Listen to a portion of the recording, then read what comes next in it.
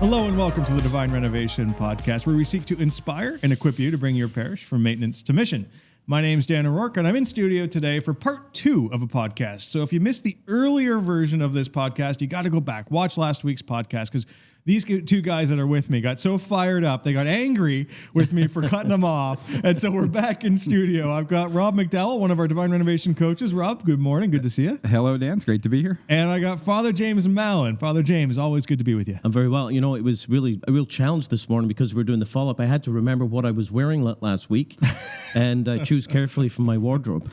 It's hard for me when I'm not wearing plaid to know what I'm supposed to. Anyway, So look, guys, we had a great conversation last week around the difference between catechesis and evangelization, and some of the tensions and misunderstandings that are often in that conversation. Now, we began to touch on sort of a theological higher level. We touched on the practical a little bit, but what was clear after the conversation we had last week is that there was a lot left unsaid, and both of you guys wanted to come back in and have this conversation again. So I'm excited for us to be back. But let me open with a question.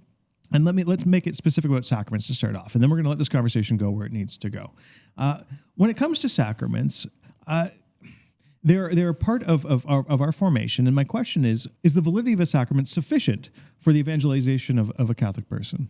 No, and the Church itself teaches that. And by the way, you know, sacraments aren't simply valid. Not necessarily. They're valid under particular conditions that what the guidelines the Church gives for their validity are present, and also that the minister of the sacrament has the intention to do what the Church does. And that idea of sacraments being valid was a clarification that came pretty early, like I think around the 4th century, that really was able to address a question when it came to flawed ministers, that, you know, a minister of the sacrament who's maybe weak or ends up at that time in North Africa, when the Church was persecuted, they would be forced to burn incense to a statue of the emperor, and some of the clergy actually chickened out and did it. And afterwards, when they repented, the question was, well, do we let them back in? And, that guy did my wedding. Does that mean my wedding isn't valid? Or he baptized my members of my family? So the question was, no. Ultimately, sacraments, the validity of the sacraments, God's oath that He's made through the sacraments is not dependent on the personal sanctity of the minister of the sacrament. Thanks be to God. That was a very early insight that the Church had. But the Church has always made a distinction between the validity on the one hand and fruitfulness on the other. Fruitfulness on the other hand. And, in today's day and age, I think when you look at questions of validity, it's kind of, you're getting into the realm of the metaphysical in a sense. It's a very abstract question, and I've struggled with this as a pastor. And I once heard a priest saying it like this at a talk. He said this: if the sacraments are effective, why are they not effective? Ooh. No, that would seem to go against the principle of Aristotle's principle of non-contradiction, which says a thing cannot both be and not be in the same way. But the point is that he's talking about two different levels. Effective in terms of objective validity, so doing, changing the person, doing, in the level of the abstract, but not effective in the sense of fruitfulness, in terms of manifesting fruit in the person's life, making a change to a person's life. And that's a struggle that we're in the Church right now, because so I grew up in the Catholic school system in Ontario, and I think I've shared some stories of that on the podcast before. But one of the things that in my experience of growing up was that we were absolutely guided, and I use that term generously. We were guided through the process of our sacraments through school, right? And so that was where I experienced and celebrated our sacraments. So going through that process with everyone in my class, there's not a single person who did not experience that. We collectively went through it. It was like a forced march over the hill. In doing so, was that sufficient in terms of making me a disciple? No, it wasn't, and it probably was detrimental, because I believe that in our pastoral practice, in our schools, in our parishes, with young people, when we put young people who are not evangelized through catechesis and sacraments, we immunize them to the power of the gospel. That's why they're leaving in droves. And they think that what they're rejecting is what they experienced, and therefore what they reject is the real thing, when in fact it's not the real thing. You know, the Catechism of the Catholic Church, I believe it's paragraph 1066, says that evangelization and conversion must precede liturgy and sacraments. I mean, we have these statements that lay it down. Again, I think last week I quoted the Aparecida document that talked about proclamation, then conversion, and then the discipleship stage of the formation of missionary disciples, which is the third stage. At that point, it says it's at this point that catechesis and sacraments really come into play. Although in stage 2, conversion, it says that conversion will be actualized in either the sacrament of baptism or the sacrament of reconciliation. Because if you have conversion, we're not just converted to me and Jesus, we're converted in that encounter with Jesus and the power of the Holy Spirit and coming into relationship with God, who is our Father. We were then brought to our mother, the church. I mean, we're brought into the community of believers. So it will ultimately lead to being baptized. If you've been away from church, it's the sacrament of reconciliation. So the sacraments do come in at that point. But what's clear is that we're saying that there's this experience of conversion beforehand. So with that being said, and then we wrestle all the time with the difference between what's evangelization, what's catechesis. What are we missing? Why is it that what you're explaining so often we just default to more of a catechesis perspective in how we approach church and how we approach faith development, whether that's kids or adults or whatever the case is. So what are we missing in that? Because obviously we're missing something. Well, I think we're missing it because we think we're doing what we're supposed to be doing. And here's something that it's a bit geeky, I suppose, and some of you might have heard this before, but in the early 4th century, when St. Jerome translated the Greek New Testament, he in the Great Commission, instead of the 4 tasks, the 4 distinct verbs to go, make disciples, baptize, and teach, with making disciples at the heart of the Great Commission, mathetusite in Greek, he translated mathetusite to being docite omnes gentes, teach all nations. So literally, St. Jerome's translation of the Great Commission says, as you go, teach all nations, baptizing them and teaching them again. It's docite docentes. He uses the same verb twice. And so you get a Great Commission, go, teach, baptize, teach. And guess what? That's what we do. We teach, we baptize, and we teach. We do catechesis, sacraments, and more catechesis. And that idea of teaching all nations, teaching instead of making disciples, because we talked last time about a disciple is the core word in Greek means a learner. And to get that capacity to learn, you got to have a hunger to learn. You got to have an interest. See the difference between not knowing and not caring. Making a disciple is about creating someone who cares, who has a thirst for knowledge. And that translation of St. Jerome, and I don't think he definitely didn't mean anything by it, but it shaped us tremendously. It was incorporated into the liturgy very early on. Even to this day, if you look at the rite of baptism for the blessing of water, it's the prayer says, Lord, you told your disciples to go and teach all nations and baptize them in the name of the Father and the Son and Holy Spirit. In the Liturgy of the Hours, that text is present. In the Douay-Rheims Bible, the earliest English translation, the first English translation of the Bible, says, go teach all nations. Even the King James Bible says, go teach all nations. So this translation of the Greek mathetusite as go make disciples really is only in the last 50, 60 years that kind of language has been restored to our vocabulary. Just in time, I think, for the end of Christendom, because in a Christendom culture where kind of like you went with the flow, everyone flowed into church. Everyone just kind of went along, and I'm not saying it wasn't genuine, but we didn't have the kind of cultural forces that we do today that kind of pick people off. Because we all know today, if we simply do what our parents or grandparents did for their children, we won't stand a snowball's chance in where to continue to live as people of faith into the future. So we have to help people encounter Jesus in a different way than we traditionally have. So what are some of the things that we've unpacked over the years that have helped us do that? I think, there's always a certain percentage of people who are hardwired that they will lead into their faith life through the intellectual. They will reason their way in. Obviously, God's grace is at work in all of that process. They'll be attracted by beauty. They'll kind of have a bit of a philosophical bent. They'll read books. I've met and accompanied many people who came from a non-Christian background who slowly discovered the idea, through beauty, through history, the idea of God, and they looked at and they studied history, and they studied the person of Jesus and his claims, and came to the conclusion that it must be real. And through the intellectual research, even becoming Catholic, then it moved to the encounter of the person. Today, however, I think the vast majority of people in our kind of postmodern age, we're very suspicious of universal truth claims. And for most people out there, if we are to be a missionary church, that means we've got to engage the people of our time, not the people of a past time, a time of the past.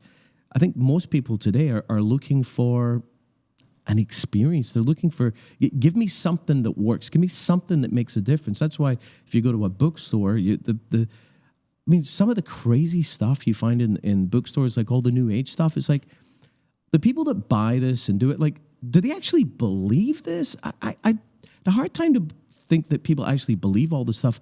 I don't think that's really the issue. I think what they're saying, they're not asking, is this true? They're asking, does this work? Or is it real? Is it going to be real for me? Yeah. Is it going to make me a better person? Is it going to help me to manage the challenges of life? Because certainly most of them who come from a Christian background, they almost have the T-shirt that says, "Been there, done that, tried that, didn't work."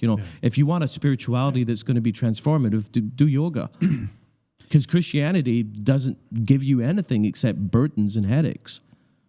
It certainly feels more practical. I mean, yoga, because it's tangible. The same way that the pretty little crystals are. I mean, they become very tangible, and so it's something that we feel like we can do. Whereas in many ways, and at least my experience, because this so clearly reflects my own growing up inside of a Catholic school system.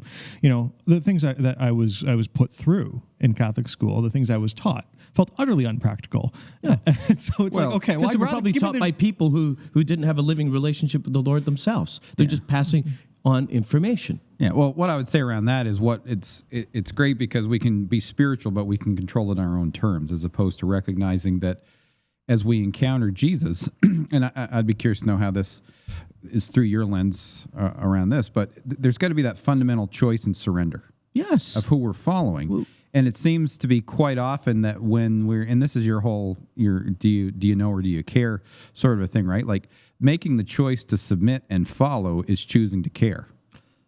Would that be fair to say?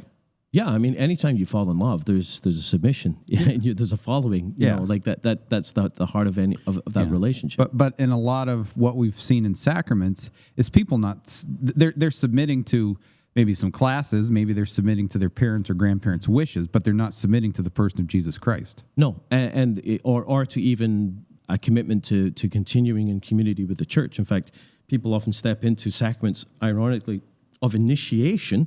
Yeah. With a full declaration that they have absolutely zero intention of coming back. In fact, manifestly, in the case of confirmation, it is ritualized apostasy. It truly is. It's like this is the end of church for me.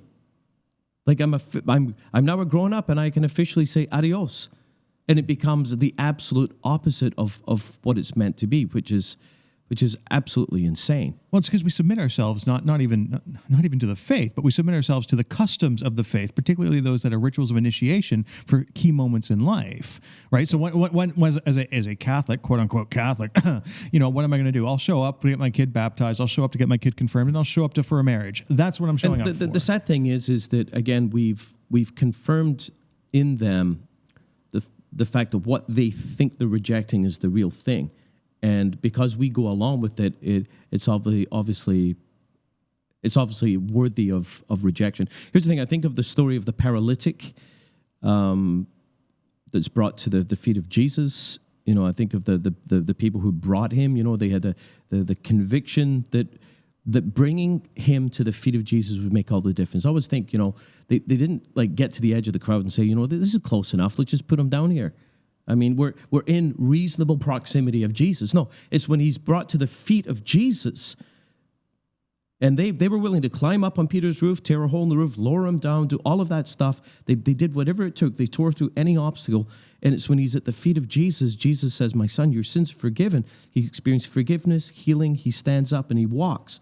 That is the goal of the church, to bring people to the feet of Jesus, not to set them down at the edge of the crowd so that people don't encounter. I mean, we it's almost like we lay people around the outside of the crowd and pat ourselves in the back and said, yeah, we brought 40 people to the outskirts, but we didn't bring anyone to the feet of Jesus. Mm-hmm. And I think that's the tragic thing of our own present time. And I'm thinking back to this cultural rejection of Christianity as a spirituality that can actually benefit your life or change your life. I remember years ago, maybe 25 years ago, watching the movie Chocolat. Is that even no, it wasn't. It was probably about 20 years ago I watched it.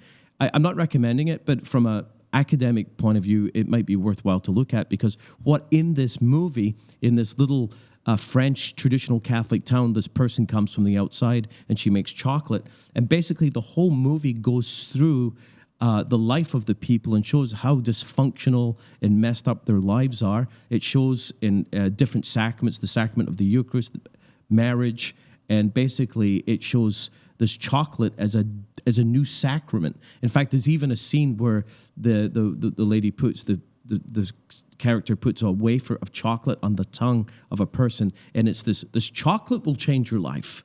And all this Christianity stuff is useless. And the movie ends with everyone leaving the church on Easter Sunday and dancing around a maypole and eating chocolate. So the whole premise of the movie is church Christianity. It's oppressive, and it doesn't change your life. It won't add value to your life, but a kind of hedonistic, unfettered, rejection of traditional values. That's what sets you free. Well, I'd say if your understanding of it is just dead religion, then you're right. But that's what most people's experience of it is. But that's the thing. Yeah, that's the tragedy. And as long as we continue to do what we're doing, without helping people to realize, to taste and see that the Lord is good. Because that whole movie was about taste and see that chocolate is good and realize that the Lord is not good. And as long as we continue to practice it in this way, it's our own fault. Sorry, I'm getting a little worked up here. I don't think you need to apologize. So again, coming back to the church and this whole idea of clarity around evangelization and catechesis, what do we fundamentally need to change about our thinking to see evangelization and catechesis as, while maybe influencing each other, two different things? Yeah. Because I get this question all the time, and sometimes even I confuse myself in trying to give answers to people about it. I said last time I had been rereading Pope Paul VI, Evangelii Nunciandi, which is still a phenomenal document, and it's the first time 10 years after the council that he writes this, that evangelization is put squarely in the forefront, declared to be absolutely the mission of the church. And the goal of evangelization is conversion of individuals, conversion of cultures. But he starts off with a broad definition of evangelization that basically says, because evangelization is the vocation proper to the church, in a sense, everything the church does and is evangelization, including proclamation, including serving the poor, including catechesis and sacraments. He says it's all evangelization. But then inside this document, he says quite clearly that at its foundation, its summit, and its center is the explicit proclamation of the person of Jesus Christ and bringing people so that they can come to know him. And from there, in the years that followed, with Pope John Paul II, Pope Benedict, and into Pope Francis, we have this, I think, a growing distinction between such things as evangelization. He even talks about pre-evangelization in this document. So pre-evangelization, evangelization, catechesis, and other aspects of growing as a disciple. Those distinctions become clearer in the writings of John Paul and especially Pope Benedict. So I think that's a bit of where we're struggling with. The truth is that the synod on new evangelization, the reason given for having that synod is because it said explicitly that the concept of new evangelization has not been properly understood nor received. So we have the basic insight of this document in 1975, which still is not completely understood or received, and the fact that this document has both has the seeds of a narrower definition of evangelization, but also the broad. And so I think that sometimes can be a bit confusing for people. Would it be fair to say that you can have gone through sacraments and you're living with a false sense of security because you have not allowed yourself to submit to the person of Jesus Christ? Yes, absolutely. It happens all the time. And so again, what are some of the things that we've attempted to do to change that trend, to help people understand that as important as sacraments are, as important as the grace that you receive through sacraments, if you're not going to walk out of those sacraments through faith, then you're essentially rejecting the grace that comes through them. Yeah, because sacraments come with great responsibility, and it's the thing. I mean, with the Latin for sacramentum, which is used in Jerome's translation of in Paul's letters to the Ephesians, Colossians. It's Ephesians, where Paul talks about marriage and how it's a great mystery. That this is the marriage between man and woman is like the relationship of Jesus and the church. This is a great mystery. In St. Jerome's translation, the term mysterion in Greek is translated as sacramentum. It's a great sacrament. And the sacramentum was the oath that the Roman soldier took. It was a sacred oath. Sacrament, in a sense, is a sacred oath. And so it's first and primarily, we have to avoid being Pelagian, or rather semi-Pelagian, that, we make an oath to God, and if we make a good promise to God, then God will come and respond to us. No, it's God who acts first. God who first loves us. See, grace is everything. Grace precedes everything. And so God first makes an oath to us out of love, but our covenant faith means that I respond in love to that oath that God has made, and the call then is to a life of sanctity. Holiness in mission is the call that arises out of all the sacraments, and especially the sacrament of baptism. But if we just see as the sacraments as I get a bunch of grace, if we see these things reduced to simply fire insurance, I got my ticket stamped so I go to heaven when I die, and we've missed the whole point. I mean, the whole point is we're Christianized. We're to be the hands and feet of Jesus in the world. I mean, this is tied in with the fact that we've this religious consumerism, and we get our tickets stamped, and we're selling fire insurance, and the goal of the Christian life is to do the absolute bare minimum so I go to heaven when I die, without any idea that, hey, guess what? We're here. The Lord has anointed us, given us His Spirit to continue His work on earth. Have you noticed that our world is kind of messed up? Have you noticed that our world could be a better place? That's the point. We've got a mission. We've got to get to work in being instruments of seeing the kingdom of God grow, because the church is supposed to be the foretaste of the kingdom, but it's not the kingdom. Sorry, I'm doing a lot of talking. We've got a lot of parishes. In fact, I was at a parish earlier today, and a great parish. But what I recognized was that parish. When they started with Alpha, they had some success, and so they quickly decided, well, we gotta disciple some of these people. So they stopped Alpha and they started discipling people. This is a tension that we see over and over again at the parish level and at the diocesan level. We're so quick to want to invest in catechizing and forming our newly made disciples that will let go of evangelization. Is that the way we should do it? Because so many groups that both come alongside parishes and dioceses that have a desire to bring people alive in their faith, they invest heavily in this notion that we have to form people so they can go be good evangelists. Yes. No, it's both and it's yes. Like, how do you help the newly evangelized get involved in the process of reaching out to others that need to be evangelized? And that's part but if I'm newly evangelized, Rob, that's part of the catechesis process. Yeah, but Rob, honestly, I'm newly evangelized. I came to faith last week, and you're asking me to go evangelize? I barely know Jesus. How can I possibly evangelize? What happens all the time?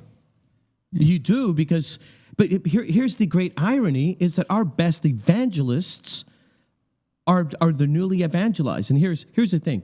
We generally evangelize according to the way in which we were evangelized. So if you were evangelized by someone who you met for coffee and personally shared their faith with you and gave you books to read and led you through a process and such, then in your mind, that's what evangelization is going to be. So I've got to learn how to do the same thing. And that's fine. A lot of people are evangelized in that way. I think of a tool like Alpha. What is Alpha is a come and see evangelization. It's come and see. Even when you invite someone to Alpha, you don't say, hey, would you like to come and take this 10-week course? No. You say, hey, we've got this thing. The first night, it's why don't you just come and see? You don't have to commit to anything beyond 10 weeks. You come and see. And then at the end, the last week is the first week of the next thing, and people go out and they tell their friends, come and see. And then you start the next course in a few weeks. And I remember a light bulb moment for one of our parishioners a number of years ago who said, oh, I could never do evangelization. I could never be that person. They'd invited like 6 people to Alpha who themselves, many of them had conversions. It was like, who invited them? Well, I did. Well, don't you see? You evangelized. They're like, oh my goodness. All I did was come and see. Yeah, and that's exactly what we find in the first chapter of John. I mean, the disciples of John the Baptist who followed Jesus, it was kind of this weird thing, they're following behind. He turns around and said, well, what do you want? It's like, Master, where do you live? Jesus says, come and see. And he spent the afternoon with him and then went and found Peter and said, we found the Messiah. And it didn't say they spent the afternoon with him and then they did Bible studies for 4 years and then they went out and said, we found the Messiah. Well, if you're to think through the lens of anything else that you like or changes your life, like, you think we're big coffee drinkers, so whether it's Tim Hortons or Starbucks or some independent place, like if you drink a coffee and you like it, you tell someone about it. You don't drink the coffee, love it, and then I got to research it and find out where the beans are from, and then find out the business model. I'm going to roll into Tim. Do you say Tim Hortons or Starbucks? I named a bunch. Well, let's be clear. Let's say Tim. We're Canadians. Let's go with Tim Hortons. Way to go, buddy. So, I need to find out about their corporate model, and I need, join the Tim Horton fan club. Yeah, I need to all this, and then a year from now, if I have enough information, I'm going to study the recipe in the original Greek. Yeah, and then if I know enough, then I'll tell someone else that Tim Hortons coffee is good and they should drink one. But do you know how often happens? See, here's this thing. It's both and. I mean, what is the end desire? Here's the thing. We've got to be clear that the one who said, go and make disciples of all nations, baptize them and teach them, he said it. So we've got to first evangelize, we've got to bring them to the sacraments, and we've got to teach, and that's a lifelong thing. That same Lord also said, do this in memory of me. So we've got to be clear that the end point, we're bringing people to the sacraments, for sure. Bringing people into the church, for sure. But in terms of getting a momentum and an evangelistic tool and a culture of evangelization, we please, literally, for the love of God, can we stop putting out models that say, first we evangelize, and then we put people through formation for 5 years before we turn them loose? Do you know what happens within 5 years? If you form people for 5 years, you end up diminishing their missional capacity. They lose their missional sensitivity. And they, like in any learning process, what's the first thing you learn when you learn anything? How much you don't know. How much you don't know. I was hoping you would say that. See, you come out with, oh my goodness, I didn't realize how much I didn't know. And people become fearful. And that inclination to go out and invite people in diminishes. Well, I've seen it time and time again. And sociologically, within 5 years, no one has a close 5 years coming to faith, no one has a close relationship with anyone that's not also a follower of Jesus. That's right. So you don't have any influence to leverage with people. This is the beautiful thing about Alpha, in the way that week 10 is the beginning of the next week. And if you don't run something like Alpha as what they call a rolling program, like if you say, for instance, even 50% of your guests are non-churchgoers, and on average, each guest at the end of the course brings 2 friends, and everyone gets excited, and half of them who come for the come and see are saying, yeah, I think I'll give this a try. And then you say, wonderful, our next Alpha is in 9 months. Well, you just lost it. You lost it. And so here's the thing, for most parishes, as they start out, they don't have enough leaders to do it. You can't do everything at the same time. You're not going to start running Alpha as a rolling program in terms of doing Alpha several times a year and also begin to implement small group systems and catechetical systems. But you've got to have a plan to do both eventually, but you can't do everything at first. So it is both and, but remember that your evangelizing machine is not as complicated as you think it might be. It literally is come and see. Hey, I'm a poet. Okay. I'm cutting in. I'm doing it. We are past time. We are over time. So if you've been with us this long, please, thank you for being with us. And I'm sorry, this might be the last time you see me, as I have a feeling I might get murdered in the debrief meeting today for cutting these guys off again on a topic that they clearly are passionate about. Thank you so much for being with us, and God bless. Have you ever wondered what it's like to be part of a parish going through a transformation? Then look no further than Divine Renovation Apprentice, written by Father Simon Lobo. This book is full of practical insights on how to change the culture of your parish to move from maintenance to mission. To find your copy, follow the link in the description below.